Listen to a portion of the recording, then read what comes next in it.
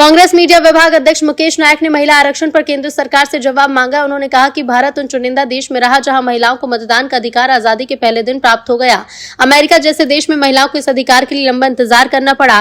पंचायत और नगर पालिकाओं में महिलाओं के लिए 33% आरक्षण का ऐतिहासिक निर्णय भी कांग्रेस सरकार ने लागू किया था। मुकेश नायक ने कहा कि 2023 में पारित संविधान संशोधन में स्पष्ट प्रावधान था कि महिला आरक्षण को लागू करने से पूर्व जनगणना और उसके बाद परिसीमन की प्रक्रिया पूरी की जाएगी। अब जो परिस्थितियां सामने आ रही हैं, संकेत देती हैं कि सरकार अपने प्रावधान से पीछे हट रही है। साल 2023 में पारित महिला आरक्षण विधेयक की अधिसूचना जारी की जा चुकी है। जब लोकसभा में उसी विषय से जुड़े संशोधन विधेयक पर चर्चा और मतदान का औचित्य क्या है, उन्होंने सवाल उठाया कि क्या ये पूरी प्रक्रिया केवल राजनीतिक उद्देश्य से संचालित हो रही है।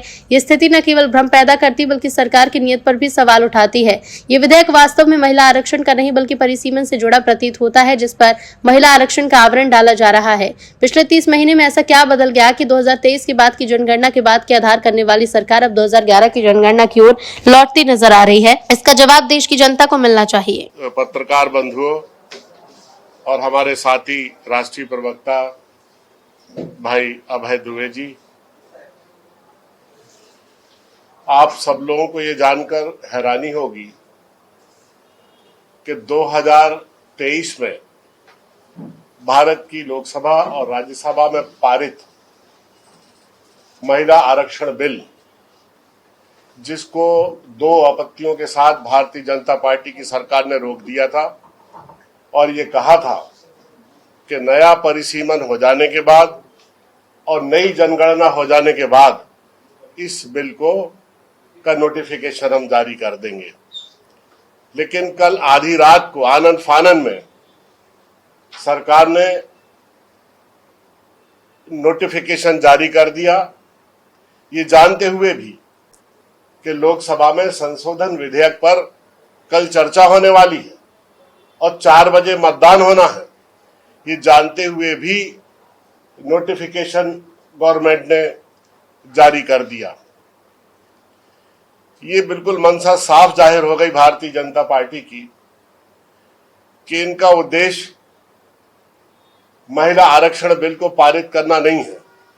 वस्तुतः ये नए परिसीमन पर फोकस कर रहे हैं, जो राजनीतिक उद्देश्यों को लेकर इन्होंने नए परिसीमन के दूसरे बिल को लोकसभा के अंदर पारित होने के लिए रखा है।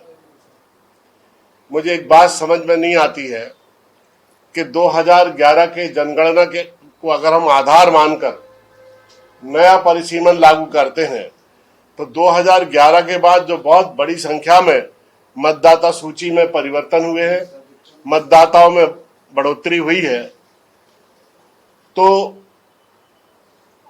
उसको आधार माने बगैर अगर परिसीमन होगा तो परिसीमन कैसे जायज हो सकता है, आप स्वयं कल्पना करें। मध्य प्रदेश कांग्रेस कमेटी के इस सभागार में आप लोगों का स्वागत है। हमारे बीच मध्य प्रदेश सरकार के पूर्व मंत्री और इस देश के मूर्धन्य कांग्रेस नेता मुकेश नायक जी हैं, जिन्होंने विस्तार से इस विषय पर प्रकाश डाला। हम दोनों सामूहिक रूप से भारतीय जनता पार्टी की, केंद्र की और राज्य की सरकार से एक ही प्रश्न करना चाहते हैं कि क्या कोई कानून अधिसूचित किए बगैर आप उसका संशोधन लोकसभा में ला सकते हैं?